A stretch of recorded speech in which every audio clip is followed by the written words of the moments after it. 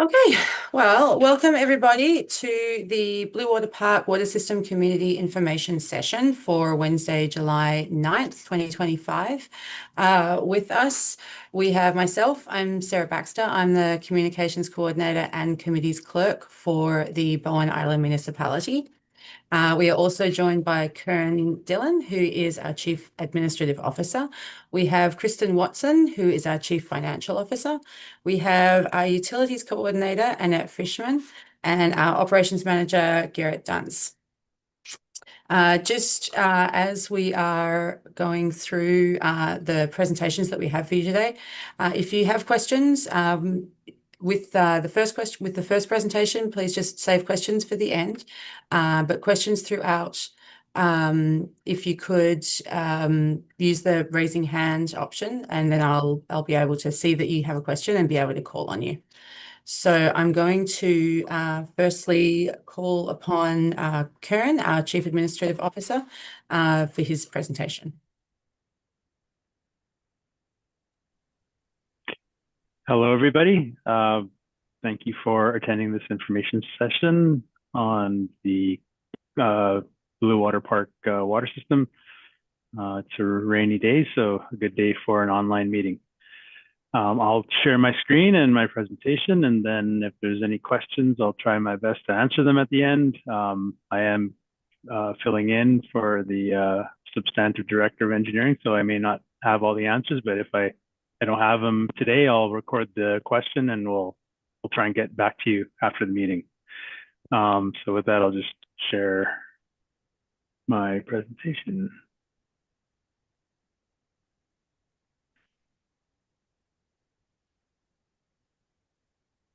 Is that look good to you there, Sarah? Yeah, that's great. Okay.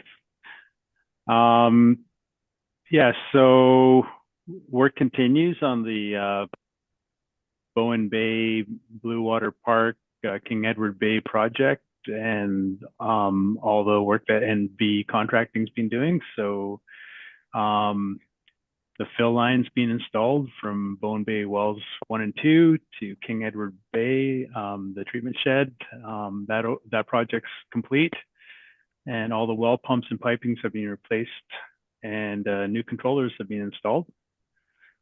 So we're looking at completing that portion of the work in mid-May, or target completion of what was in mid-May, but it is slightly delayed. So we're looking at maybe this month, and I know this slide says June 2025, but I think it'll happen at the beginning of this month or the middle of this month. And then we're going to be dealing with all the culverts, all the new water mains have been installed with new isolation valves, and a few additional valves have been installed to better isolate specific sections of the water main. And we switched over from the old water main to the new water main. The lots with the previously shared services now have their own service connections, which is a better setup. Because before if you had an issue with your service, you had to shut off water to your neighbor to deal with that. So now there's separation. The service connection swaps for the undersized water main to larger water main on Captain's Way was deferred due to some budget considerations. And there's a new sample tap installed on Windjammer at Schooner Lane in a new location. And this is going to help us with being able to do sampling in a better way. Should make it easier for our crews. And so this is a summary of all the culverts that we've completed. You see the numbers on the map. They're all listed there, and there's some that have to be completed before the paving. So it's a couple on Spyglass and one on Captain's Way. And in addition to that, I'm sure some of you are following the council agendas. We did go to council for additional funding to do full paving, and those areas are highlighted in red on this map. So those are going to benefit from full width new asphalt paving. And so here's an update on the paving. It has to be completed by August 31st. We're pretty clear to the contractor with that. And so there should be some folks on site this week or early next week to look at the paving job and see what types of custom driveway tie-ins are required and look at how they're going to handle. There's some right-of-way encroachments that were noted, some stairs that come right down to the road. So we're not going to remove any of that stuff. We just need to be able to manage how we're going to pave around them. And so we're looking at doing this in 2 phases. One would be kind of in the July 14th to 21st range, and then the other half would be from the 28th to August 1st. That's the current schedule that we've been given by the contractor. As I said, there's going to be situations we'll have to figure out how to tie into existing driveways. So that might be just feathering the asphalt and tying it in some kind of a neat way. So there's going to be a little bit of customized approach for each of them. Some of them are more straightforward. Some of them are a little bit more challenging. And we'll for the more involved tie-ins, we'll be coordinating with the property owners to make sure everything works for them and that they're aware of what's going to happen. And we'll be sending out letters to residents about that. I know in the last information session, this GARP assessment of these wells was brought up. So that's basically an assessment that's done through, it's a desktop study done by engineers to figure out if there's a possibility that a well could be influenced by surface water intrusion that could bring in pathogens into the well. And so that assessment was done, and these wells were confirmed to have the groundwater risk of pathogens. So Vancouver Coastal Health has said that we need to put in UV treatment to address that and provide the additional safeguards on the water. So that was planned. So there's a couple of situations where this has come up, and one's at the Bluewater Park treatment shed and the others at the King Edward Bay treatment shed. We have $50,000 in the budget planned for 2026 to deal with the Bluewater Park treatment shed. And the other one for King Edward Bay, it's quite a bit more money. It's in the neighborhood of $300,000 to $400,000. There was money set aside in the budget, and that's being put out to 2027. And this is just to manage the cost impacts to the water users there. So we've spread that out into another year. So as a result, we've been told by Vancouver Coastal Health to issue some advisories on water to residents. It's very similar to what we have in the Cove Bay water system. So just to advise people with immunocompromised conditions that this water is not receiving UV treatment. The water is generally good to drink. We chlorinate it, we monitor it. We've stepped up our sampling regime on it. So we're doing a lot more testing and sampling of the water. So we have plans to mitigate it. And once we install the UV, those advisories should go away. So that's the formal part of the presentation, and I'll try and answer any questions you have to the best of my ability. And I have some staff here who can also help with that. Annette, who works with us, and Garrett as well. I think I see Rob with his hand up. Oh, me? Sure. Yes. Might as well start off with Captain's Way. I know, Mick, you've brought this one up quite a bit, and you can chime in here as well. But your presentation states that the connections that are on the 2-inch undersized line and a much older line. That was part of the original scope of work that the community voted for approval, and what mayor and council voted as part of the full scope within the $3.17 million budget. And you're saying that that is deferred, which we've always had some heartache about this, because this is not only an approval that the residents and rate users in Bluewater expected to be done, but also this is an agreement to Bowen Bay and King Edward Bay to make the interconnections between all three systems would be part of that scope to complete. So how are you addressing that? Do you have some context on this, Kristen? You're muted, Kristen. Yep, that was a part of the process in order to make the budget and make the project fit into the budget. There was some, I think, just over 100 connections along Captain's Way to defer connecting them to the 6-inch line. They're currently on a smaller line.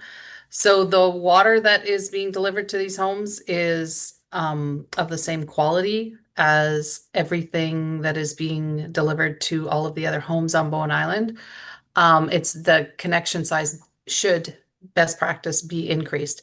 Our commitment to the community at that time was to look at ways to get our own staff to perform the work. We had to cut it out of the contract to make it fit. We were looking at getting our own staff to carry out that work. I believe that we still have that commitment in mind, but we just need to get through the project once before we can start looking at carrying out that work. So later this year in the fall or into next year, perhaps.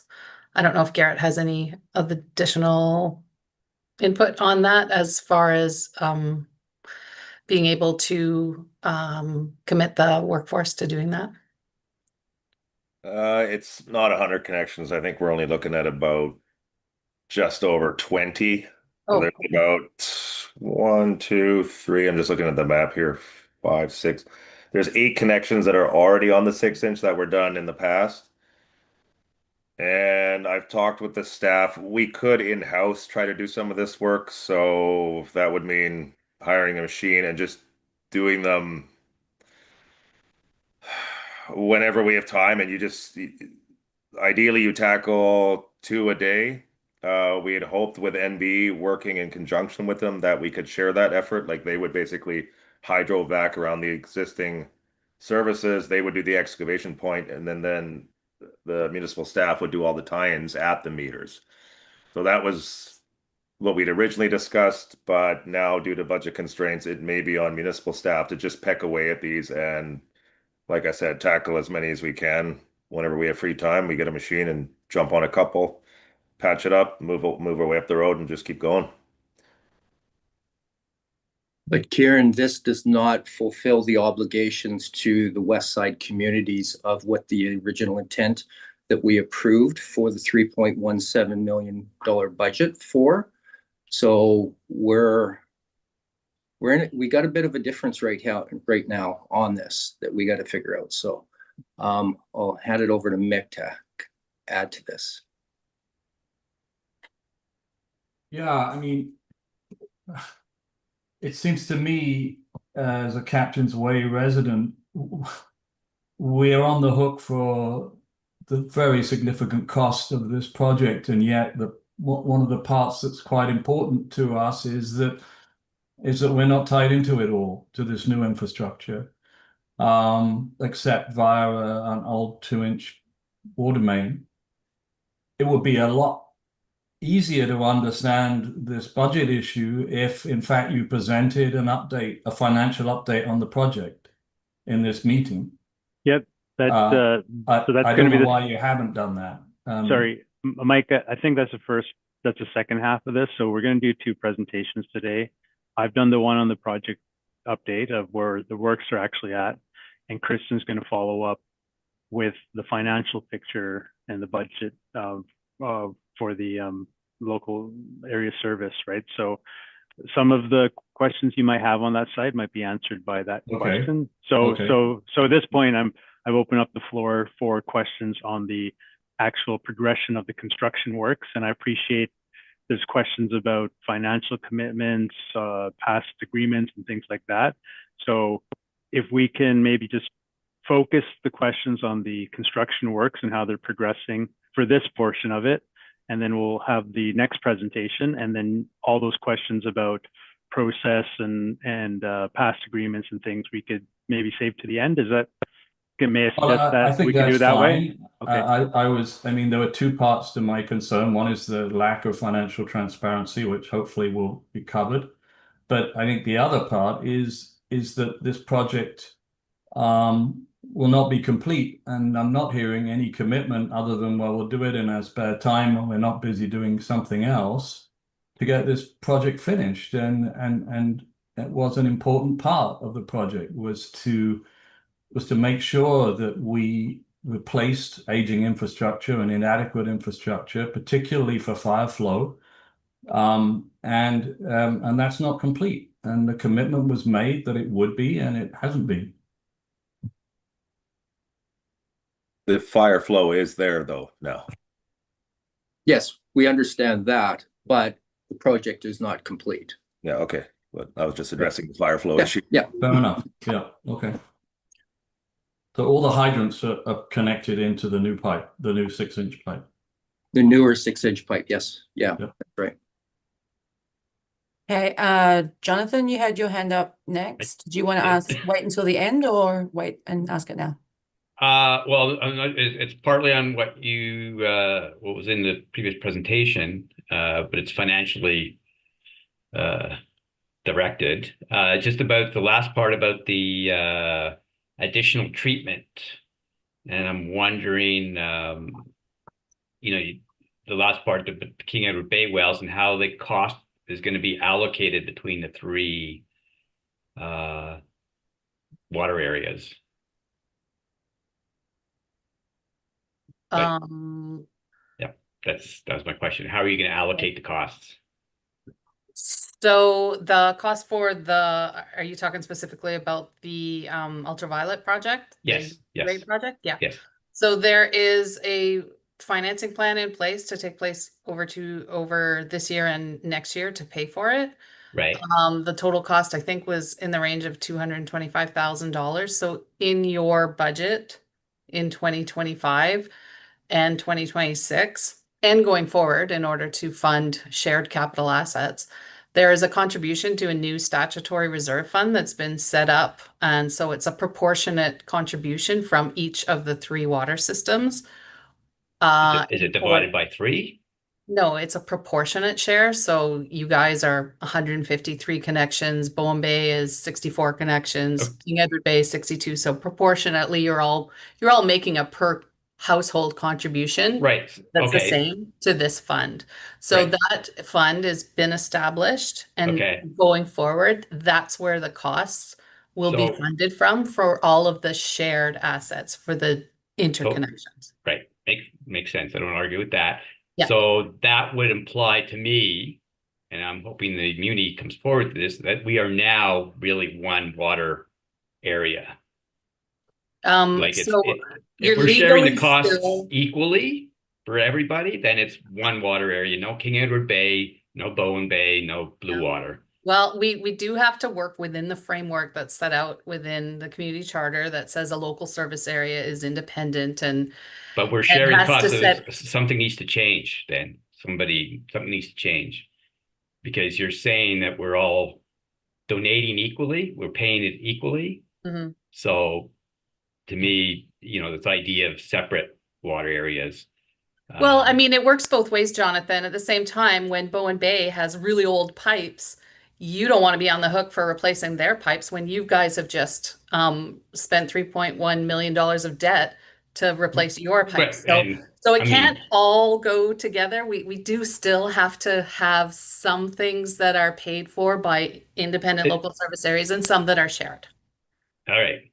Well, I think disagree. I think where Jonathan's going with this is, and it came up in, I believe, the March 5th utilities meeting of the whole with mayor and council about the UV treatment. Mhm. And at that point, it was stated that the Bluewater Park treatment shed would be funded by the Bluewater Park local service area. And there was some concern about that Mhm. because the water coming from Bluewater or King Edward Bay or Bowen Bay Municipal Wells is going into a combined, an amalgamated system now into common storage tanks. The 50,000 gallon in Bluewater, the 135,000 gallon in King Edward Bay, and a small amount, I think it's like 6,000 or 8,000 gallons, whether they're still on or offline in Bowen Bay. Yeah, so I'm still working on my policy, and that will be developed prior to the budget coming forward next year. Yeah. I know that Mike brought that up, that he felt that the cost to do the UV on the Bluewater wells should not just be borne by Bluewater residents, that it should be shared between all three systems. The fact is, though, that Bluewater doesn't produce water to service those other areas. All of the water produced in Bluewater is consumed in Bluewater. So I'm still kind of struggling to understand why that particular cost should be shared if the water doesn't go back to benefit those residents in those other local service areas. So here's But that being said, I mean, I know that was your position. Initially, that was our position. That being said, the policy needs to be developed, and then it needs it'll go through a process of public consultation, feedback to council, and we'll get there. We'll get a policy that provides clear direction as to how they're going to be split. But at this point, I mean, I'm still on the fence about why it wouldn't rest just with Bluewater when the water doesn't service those and doesn't service the residents in those areas. Technically, it does. The water flows both ways. There's a siphoning system. There's an altitude valve that's been installed on the Bluewater municipal tank because it was siphoning backwards over to King Edward Bay. The whole concept of this project was to have all the wells, nine plus wells, I think more coming online, to work in concert with each other so that one set of wells is not getting stressed out. So the Bluewater wells would supplement the system based on timers, based on frequency, that kind of thing. But also when you take the scenarios, what if there is a house fire that consumes 100,000 gallons of water, which just happened recently in Tunstall Bay last year?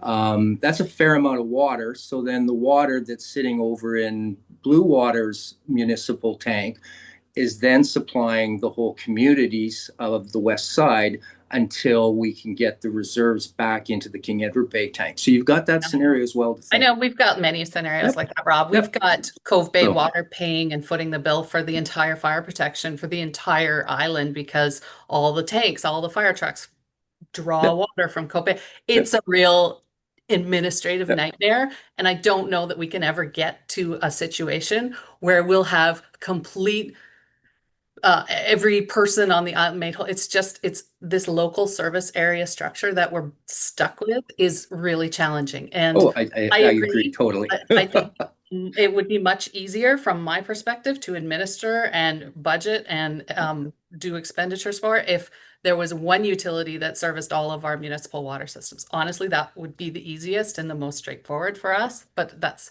not what we have. And we can't, it's not a decision that can be made without votes and decisions of the people who live in the areas and people putting their hand up and saying, yeah, I want that to happen. So I hear the frustration that you are expressing, and believe me, I live with it daily, trying to find a model that is fair and equitable to everybody. So because the other realization is we're all paying upwards of over $1,200 a year once the full extent of the loan is in place. That's a significant amount of money for a lot of residents, and to get hammered on these questionable on the fence items is just, it's almost like rubbing salt in the wounds. After what we as a community has committed to these kinds of millions of dollars. Yeah, I don't disagree with you. I do understand your point. Yep. Okay, so we still have Trevor with his hand up. Do you want to have a question, or should we move into Kristen's financial presentation?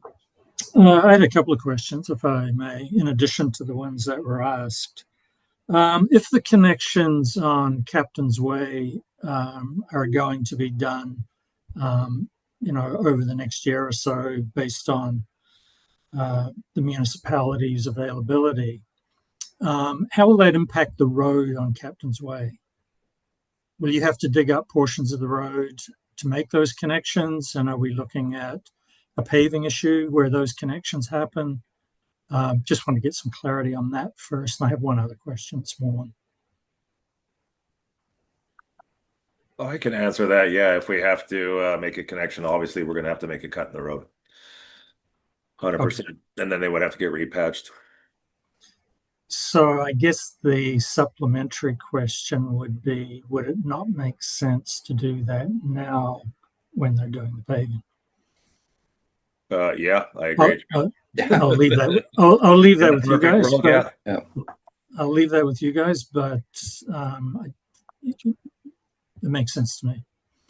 The second question I had was around, there was a slight change in scope of work for the Bowen Bay pumps and the connections to those pumps. I believe there were some new lines put in, not the line to King Edward Bay, but just around connecting the pumps. Bowen Bay had, their requirement was to put up 40,000 for that piece and the connection to King Edward Bay. Given the change in scope, is Bowen Bay also going to put up a little bit more cash here to pay for that Bowen Bay portion? I don't believe so. So the contribution from Bowen Bay was to recognize the value to that area of upsizing the pumps from what they currently were to having this larger size pump. So it was to recognize that the Bowen Bay residents were receiving some benefit from having these new upgraded pumps. This piece that you're referring to was sorry if you can help me out from the engineering side, but if I'm wrong, but it's a line to connect supply from one of the wells and add it to the King Edward Bay tank. So we thought that the existing pipe could adequately serve that function. It was dug up. It was found to be not of the right size and not in the right condition in order to continue to be used with that volume of pressure from the upsized pump into the tank. So it's about the reason that the scope was changed was in order to ensure that the additional volume of water that's needed to service the more enlarged area, which is Bluewater, will be able to get it to the reservoir. So in my view, I see that as a piece of the project that benefits the Bluewater. It's part of the original goal to provide additional water supply to the residents of Bluewater. So I don't think so. Surely it would benefit Bowen Bay as well. But, I think this gets back to the point, Kristen, of Bluewater Park feeling, and we don't have an issue with paying for the joint costs. Like, that's not an issue at all. We've done it with King Edward Bay for the last, 10 years or so, maybe not quite. But here we are, UV plus the pump house, which is minor, but, here we are also having to bear these additional Bluewater Park costs in isolation from, the other two LSAs. And there's got to be a point in time here very quickly where it is a West Side system. Like, technically, physically, it's a West Side system now. There's going to, if the Schooner Lane subdivision comes in and there's more water contributed there, it'll go to the King Edward Bay tank. It won't go to the Bluewater Park one. The whole formula changes. And for us to put up 50 grand to pay for our own UV and then also have to contribute, I'm guessing, a substantial portion to at least, say, 150 grand to that UV at King Edward Bay, just not quite sitting right at this point in time. So what I'm trying to get at examples where Bowen Bay Bluewater Park, is bearing the cost, which feels a bit unfair as we go forward here. And it needs to get addressed now, not punted down the road, which we've been doing for 2 or 3 years, to be honest. So that's all I have to say. Thank you. These decisions and it's really hard. I'll sit in a meeting with members of Bowen Bay or members of Bluewater, members of King Edward Bay, and I will hear 180 degrees the opposite opinion. And it is not, like I said, it's not going to be a solution that makes 100% of the people happy. There are going to be some concessions that are needed from residents in all areas in order to find a model that is fair and equitable to the residents of all 3 areas. Because for the time being, at least, it's going to have to stay as 3 separate legal entities. The alternative is that you all become responsible for the long-term assets in each other's areas. And with the different ages now and the disparity in the condition between different linear assets within each of those water systems, a lot of people would feel that that was putting them at a disadvantage, or that was unfair to them in order to. Sure, but you can create a single, like council can, I should say, create a single LSA. Not without votes and sure. the approval of the people that live in those areas. They can't. Sure. I understand that, but council has the ability to do that based on people's approval. Correct. And certainly within that construct, they can move, for example, I'm just using this as an example, they could move the replacement of the water lines at Bowen Bay out of scope into a different kind of formula arrangement. I know it seems like it should be simple, but it's really not. Yeah. And we talked about that, Kristen, it was a meeting about 1.5 years ago between the 3 LSA chairs, myself, Brian, and John, as well as yourself, Patrick. I think Liam was in the meeting at that time, trying to work through, and there was common agreement between the 3 chairs to move toward a hybrid type of a local service area where you would have what I referred to as like a umbrella local service area to capture all the common costs, operating costs, as well as the common assets like the wells and such. And then the individual LSAs that are still there will maintain any aging infrastructure costs. You look at Bluewater, now we've got pretty much most of our system upgraded. There's very little that needs to happen further. Where you've got Bowen Bay, they've got coming on 60-year-old or plus water mains that are going to have to be replaced in the next few years. They would still maintain responsibility for that asset upgrade as such. And you can develop that between the existing LSAs and an umbrella type of local service area as well too. So, but going back to this shared cost that Trevor brought up, the one thing that we keep skirting around here is that Bluewater funded the flow line from the municipal wells in Bowen Bay to the municipal shed in King Edward Bay, treatment shed. That was funded by Bluewater on this loan that we took out for $700,000. So it was only the depreciated and the upgrades for the wells in Bowen Bay that is making up that $40,000 difference. But also, what's happened here is that flow line has now brought in Bowen Bay to be feeding off of the 135,000 gallon municipal tank at King Edward Bay, which is then providing them with supplemental and inventory in case something goes down with their particular wells. They had an outage less than 1 year ago where they are off for a full day because something upline shut down on them and it needed to be repaired. So they were without water. So now the scenario is a little bit different where they've got a supplemental water supply for them funded by Bluewater. The other thing is so currently Bowen Bay does not meet fire flow requirements, but in the next few years when they upgrade the water mains that they would pay for, they will then meet fire flow requirements on behalf of Bluewater, who funded that flow line in order for them to have the capabilities to do that. And then the other little weird thing is that flow line, brand new, paid by Bluewater, which LSA does that fall under? Which local service area? Has that been determined yet?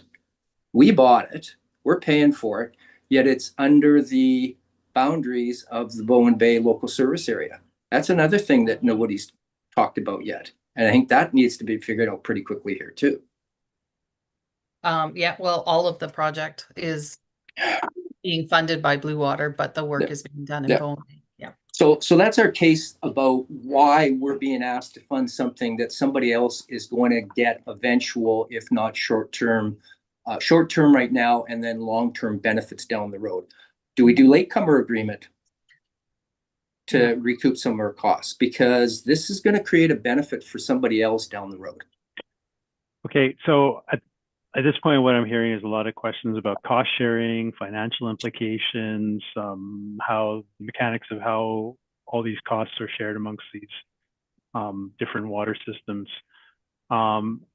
At this point, I'm not hearing any questions about paving, actual construction works, and things like that. So at this point, I think it's a good opportunity for Kristen to actually deliver her presentation. And then you can continue on with your questions about the financial aspects of this. Yeah, I do have some quick paving questions. Okay, yes, I've been waiting for those. Yeah, so I reached out to you, Kieran, a few weeks ago with an email about the cost of Bowen Bay Hill and portions of Bowen Bay paving. Did you ever figure out the end cost per meter of that and how it's comparing to what this is costing for the portions? And I understand this is public works, but it's still taxpayer dollars that's funding this. Yeah, no, we didn't do a direct analysis of the two, and I'm not sure it's even an apples to apples comparison. So we did we got the prices from NB through the contract, and we did have another quote that was supplied by another paver to see if things are in the right ballpark of what it should cost for this type of work. We had those analyzed by Urban Systems and determined that we're getting a fair price for this paving. Yeah, and also the points I brought up, if you're lifting the road by 6.5 inches for 4 inches of fill, compacted fill, and then 65 millimeters of pavement, you are going to have situations where you're going to have a hard drop off in the edge of the road because there's not enough road width. That could become a liability issue. Just want to make sure that that's been noted. I appreciate that comment. But I would say, like, if you look at the whole road itself, it was built probably a long time ago when it wasn't built to any Transportation Association of Canada road standards. I had the director of engineering role in Seashelt. We have areas of Seashelt that look very similar to Bluewater Park, and those tended to be old country roads or logging roads that were converted into residential roads, and houses were built around those, and there's encroachments in the right of way. So to achieve a standard now would be next to impossible, right?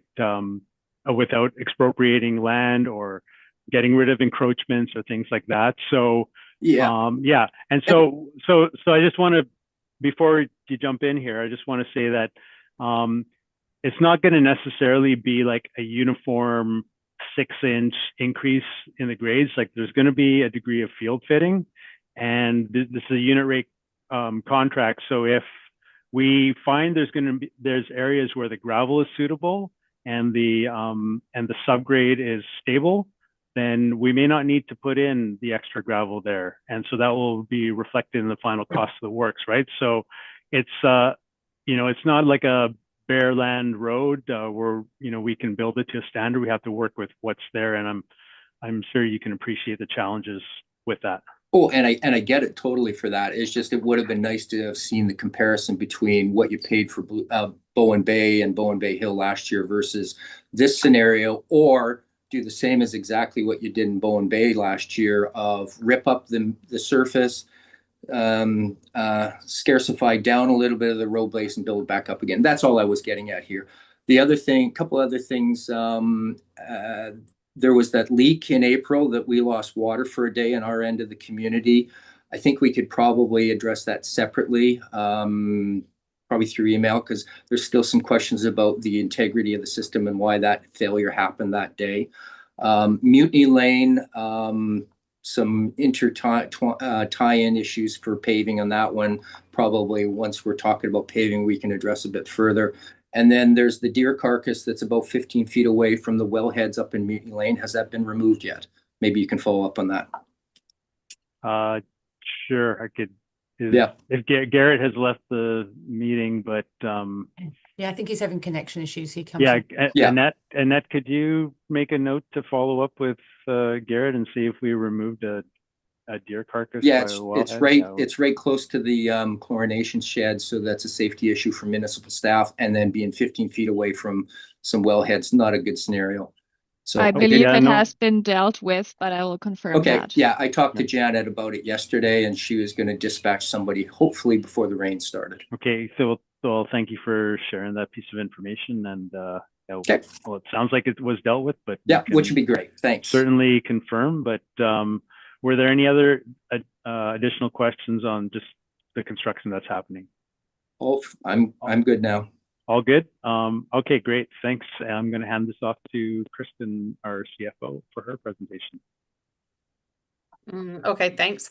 I have a very quick presentation. I just wanted to share with you the year-to-date results for operations and year-to-date capital expenditures on the project.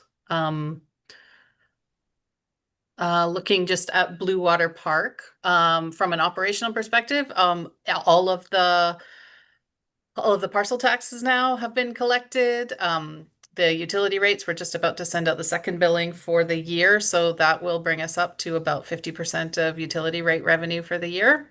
Our salaries and benefits are on target for this point of the year. Those are obviously our largest operation expense in all of the water systems.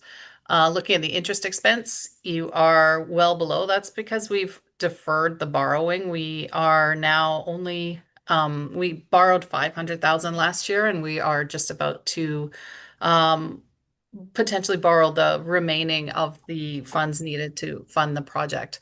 The project itself, at the end of June, we've spent 2.4 million against a current year budget of 300,000. So the entire project initially was 3.1 million. When the contract was awarded, council did authorize up to an additional 400,000 be spent of municipal funds in order to ensure that we had sufficient money to address all of the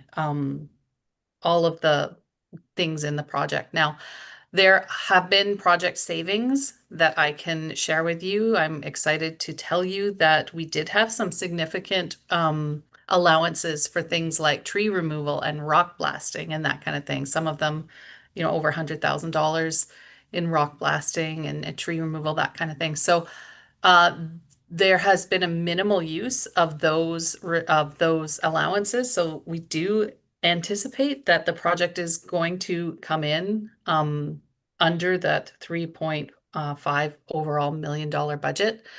So we do expect that we'll have to borrow the full amount of $3.1 million in order to pay for it, but we will not have to use the $400,000. We probably are looking at more like $250,000 that we'll need in order to fund the remaining costs in this project. So with that, and then with the commentary that we've had today, with the discussions we've had today, that I should be taking another look at what exactly is the benefit to Bowen Bay residents from this project. And initially we had estimated that at about 40,000.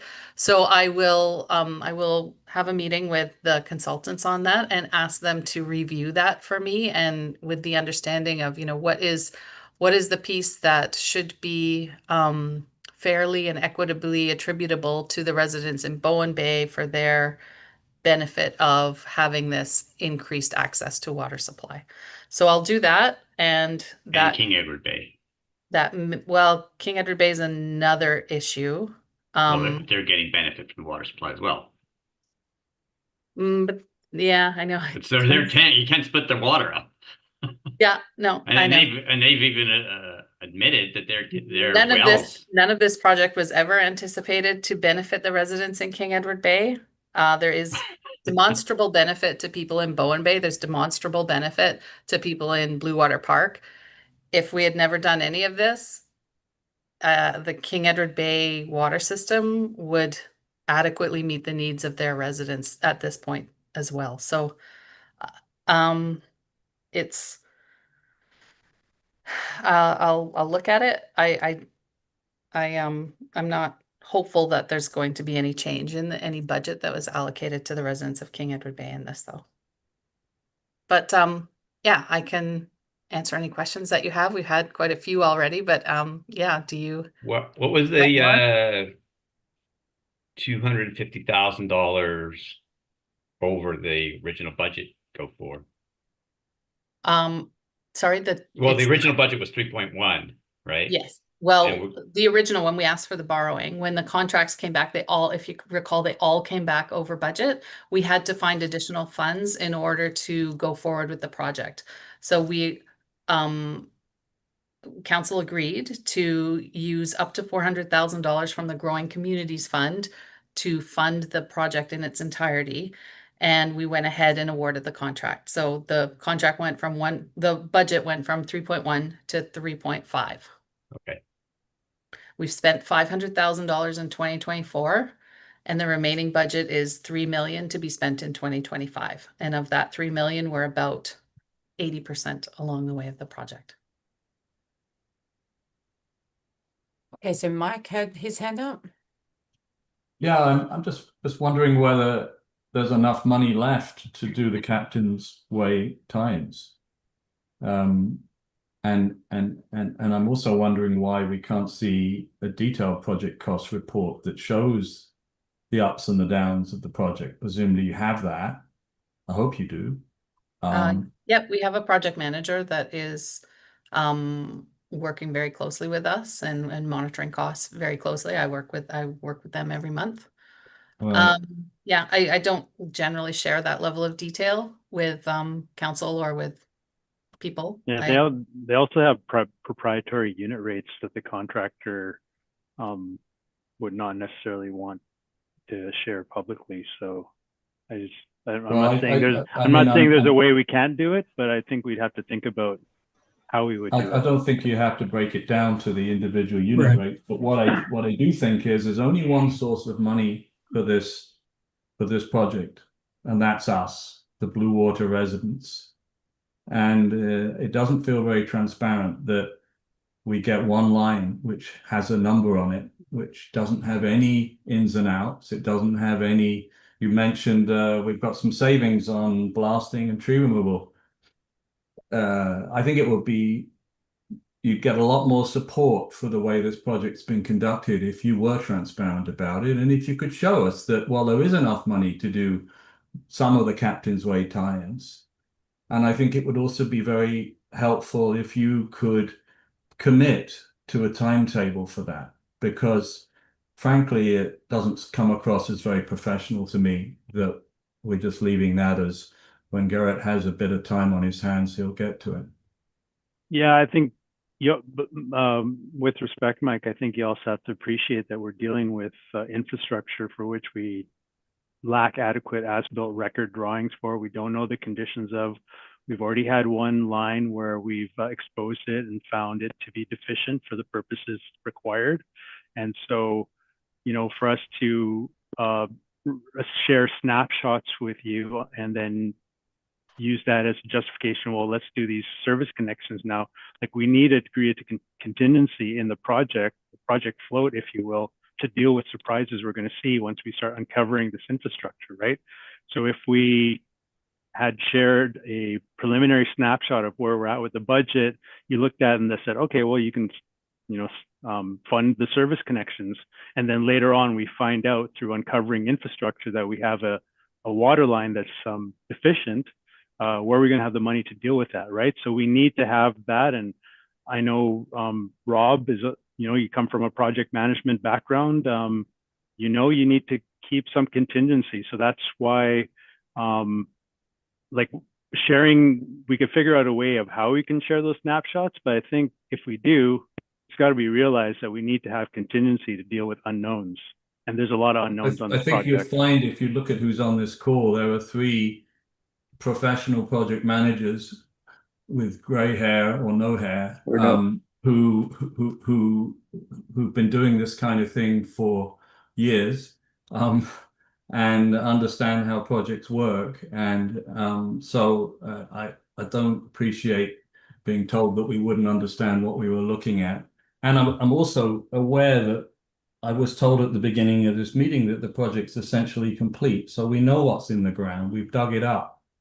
Well, there should be no surprises going forward if indeed the project is essentially complete. And that's what you were telling us at the beginning. 80% is, I believe, about approximately where we're at. 80%. How do you get that?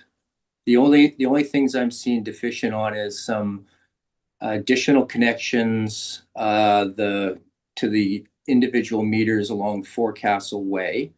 All the main water mains are all in now, buried, and it's it's culverts, and culverts isn't part of the water main project. It's a separately funded project within this project that's being tracked separately. So what we're asking for is and that's where the municipal funds are going toward, but it's the 3.1 or the 3.5 million that we're looking for the breakdown. And that's essentially at about 95 to 98% done, Kieran. Have you taken a drive out here, Kieran? Yeah, I had, but I looked up the road, yeah. Good. Okay, Trevor, I think you were next. Karen, the suggestion I would make is if you go back to the budget that was approved by council for this project, it's at a level that doesn't get into the details of rates that the contractor would not want disclosed publicly. So I get all that. But if you had a level of reporting and accountability at sort of the level of that budget that Kristen presented to council, I think that would suffice. So just a suggestion. Thanks. Can I say one thing, just looking a little into detail here? The paving on Captain's Way, the earlier question about whether or not when we put in these service connections, we're going to be cutting into it. That area where those service connections are yet to be done is not part of the scope of the paving at this point. So we won't be ripping up anything that's already been paved. No, but what will happen is the pieces that will get ripped up won't be paved properly. That was really where my question was going. So, sure, it might get some patching on there, but basically Captain's Way is going to remain, other than up the little hill, is going to, as soon as you've done that, it's just going to be a big bumpy road, which you go over each one of these. I forget how many you said there were, but it's going to be less than ideal, I suspect, for the people on Captain's Way. But are you saying that the paving project will not be repaving Captain's Way, where the new 6-inch pipe was laid? Is that what you're saying? Anywhere where there has been trenching that gets paved, but they haven't. There's a significant portion of Captain's Way that wasn't done. So Clipper, Forecastle, and the first part where King Inter Bay connects, that will be done. And those service connections have all been completed. So wherever there's service connections that have been done, that will be getting paved. There is one more tie-in to be done right where King Inter Bay meets Bluewater, that last remaining piece of 2-inch. That's ideally supposed to happen this Friday, given the bacteria results if they get them on Thursday or tomorrow, and then they're going to planning on doing that for tomorrow. So that's one last tie-in to do. I'm still confused here. There's a stretch of Captain's Way which was trenched. It's been dug up repeatedly as you've been looking for leaks and what have you.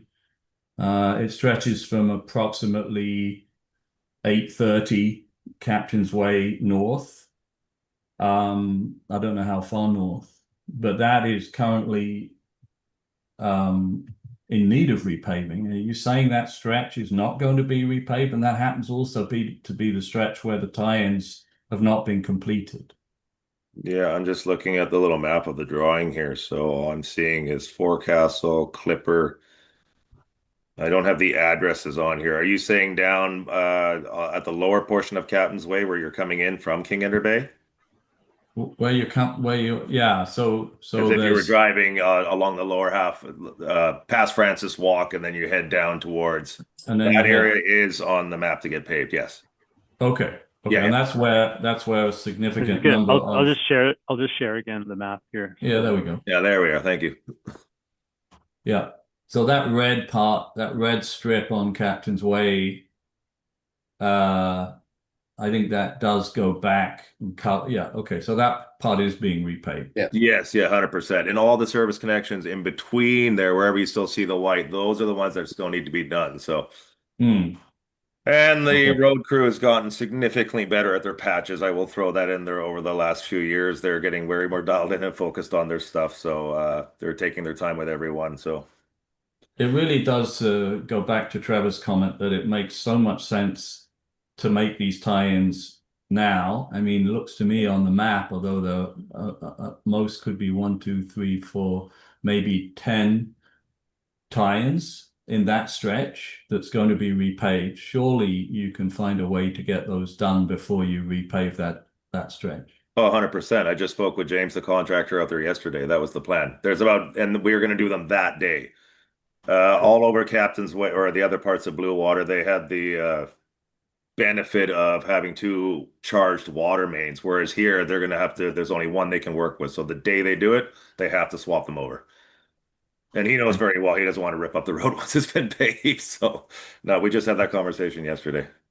Makes sense. Good. Yep. And we will help them with that. We will do the service connections while they do the tie-ins for us. So we'll be working on the properties, they'll be working on the street. Sounds good. Okay, so we're sort of in the last couple of minutes of time. I see that Rob has his hand up again, as does Jonathan. Is there anybody else who maybe hasn't spoken yet, who had some questions that they wanted answered before we have the final two? I guess no. Okay, well, Rob was first and then Jonathan. Yeah, it's okay. I don't need to. Okay. It's not that important. No. I guess this will circle back again to you, Kristen, in regard to your comment about the 400,000, which may only be 250,000 of additional funds above the $3.17 million. And you alluded to it coming from the provincial community grant. However, in council meetings, it was discussed that that is not necessarily a grant, but we still have to repay it. But what we've got here is a bylaw that specifically states that this project cannot surpass 3.1 million in borrowing and 70,000 from reserves. That is the cap for this project. That is what the community voted to approve. That is what mayor and a council voted to approve that came into bylaw. That is our ceiling. I just want to make that point again.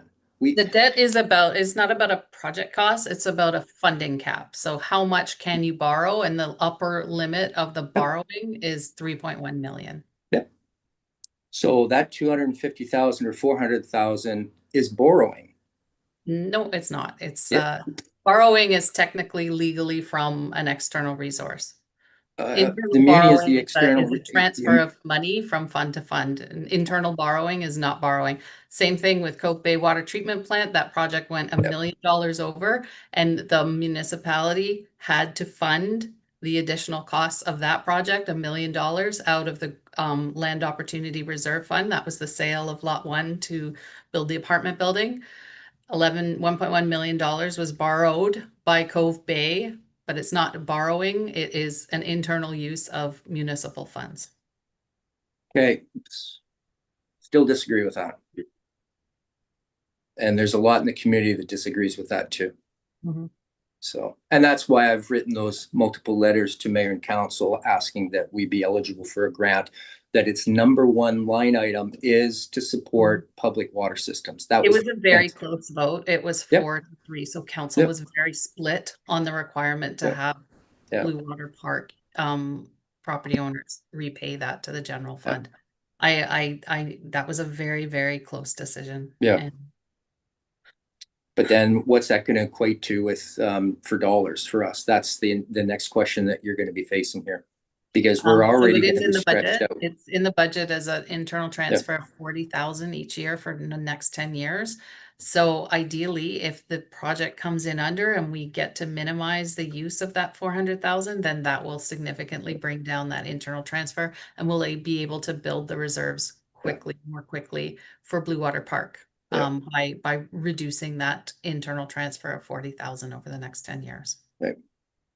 That's Okay. my goal, is to minimize that the use of that grant funding. Okay. Well, it's just after 1, so I will, unless anybody else has, Karen?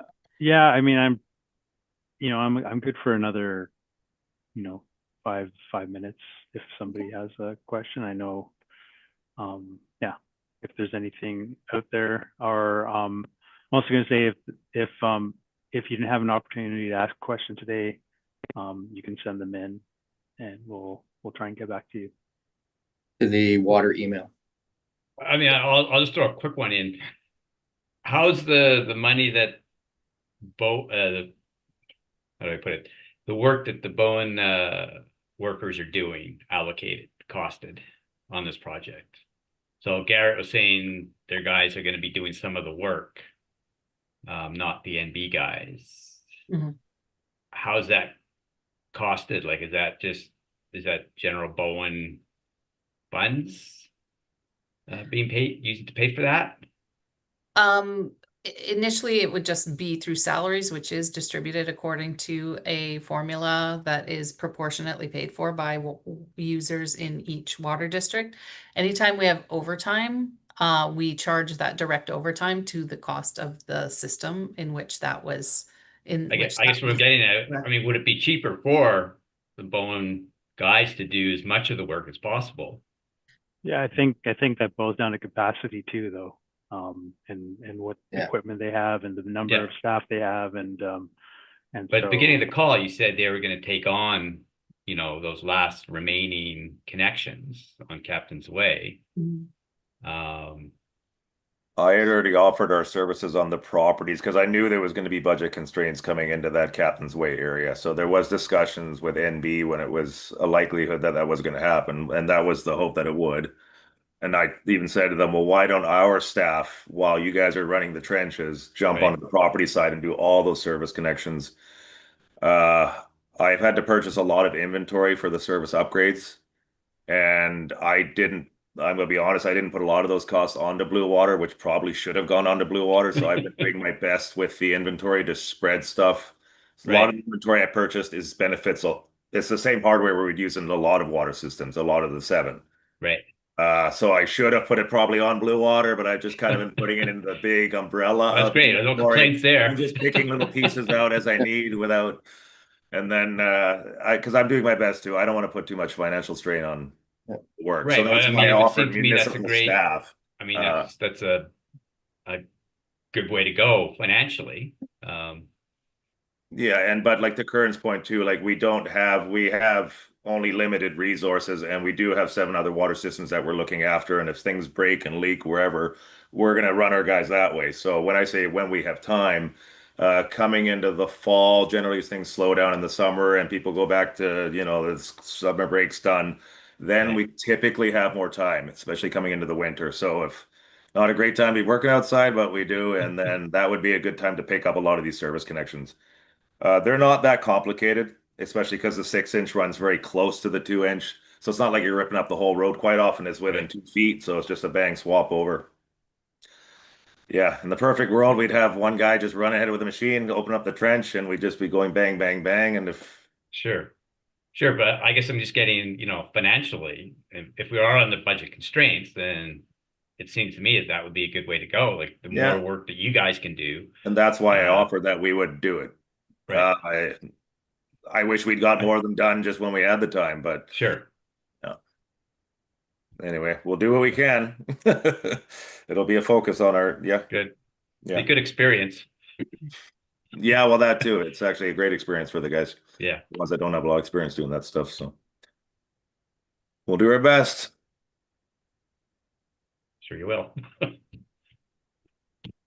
I guess just to add to that, Jonathan, and overall, like we are greatly appreciative that you've been finding ways to help supplement the funding for this project, and some of the things like additional fire hydrants that would go toward emergency services budgets, that kind of thing. So, Kristen, thank you very much for weaving your way through this and keeping this as affordable as possible. I don't want to lose this in all our challenges here. But like what we've all brought up here is we brought in significant amount of dollars on this project that we want to make sure is spent effectively and properly on the project. And I also understand, Kieran, that you're relatively new. I think you're a year into this now, or almost just under a year? Not even eight Not even months, a year. but so a lot to pick up here as well. But well, I think the work plan going forward, I can definitely, I'm kind of future focused. I know there's a big history there. I know eventually it's an aspirational goal to start consolidating water systems. The mechanics of how that happens is quite complicated, but I understand that. But it just, and to your point, I mean, when we're looking at the paving of Windjammer, as an example, to me it made sense that we had the opportunity. We should pave the whole road, and we're using our municipal wide road rehabilitation to put Windjammer in the queue to get it done. It would have had to get done at some point anyways, so this makes sense to do it now. So yeah, and thanks. I know these can be difficult conversations to have, but I appreciate the context I'm getting from this meeting. And if there's anything we could do to improve reporting, we'll definitely look at that for sure. And we're going to take a lot of this feedback under advisement and see how we can improve these future information sessions. So yeah. So thank you. Yeah, and then the other thing is that as we've developed this project spanning quite a few years now, yes, it's acknowledged that the goal for supplemental water for Bluewater, as well as the aging infrastructure water mains, was top priority, that Bluewater would be paying a substantial amount into. But there was also the goal for the municipality to create that ultimate west side amalgamated water system. I've been told by a few I shouldn't say that, because it's a no-no in certain areas. But ultimately, this is fulfilling the municipality's goal of also getting all three of these LSAs combined into a single water system that is easier to manage. And then once we get Bowen Bay onto the system as well with their upgrades, we'll have a fully compliant fire flow system. And that was one other thing. We had our community barbecue here, community party here on Sunday, and one of the questions came up about fire flow, and it had been indicated previously I think in the March 9th meeting, Patrick confirmed that we in Bluewater now meet fire flow requirements. What is the process for this to translate back to insurance companies to potentially lower insurance rates because we're more compliant now? That was a big question I kept getting asked at the get together. Yeah, so I just confirmed, because I sent the email out today, is we're gathering all the information to send to the fire underwriters so they're aware of the improvements. And so our hope is that residents in the area will benefit from a reduction in insurance, perhaps, resulting from that. So once any new infrastructure for firefighting is in place, Annette collates that information and it gets sent on to them. And so yeah, we'll be doing that. Excellent. We're actually working on it right now. Okay. I sent out an email to staff on that very subject today. Good. So a timely question. Excellent. Yeah. Thanks. Yeah. No, it's good. There will be. I mean, when you look back on this project, there will be benefits like that and new roads and things. So I know it's a big cost, but the ultimate goal is to improve the situation in Bluewater Park. Great. Okay. There's no other. Kern, you? I'm good. I'm ready. Good? I'm ready. I'm all talked out. Perfect. Okay, so the next meeting coming up will be on Wednesday, October 15 of this year. Same time, we'll do it at noon again. Same format will be on Zoom. And agenda will be sent out a week or so prior to that meeting. In the meantime, if anyone has any questions, they can email water@bimbc.ca, and we'll see you next time. And if any intermediate updates, like on the insurance underwriters and that, if you want to advise the community through email, that would be great as well. If it doesn't have to wait until the October meeting. So. Noted. Thank you. Great. Yeah, if you could please encourage all your neighbors to sign up for Bluewater Park updates. Yep. That's how we would be sending it out to that Bluewater Park email distribution list. So encourage all your neighbors to sign up. Yeah, we got that. We also have our internal contact list that we maintain. Sarah Graham and myself maintain that. And we do send out reminders to them every once in a while, as well as community get-togethers, that kind of thing. So great. Thank you. Yeah.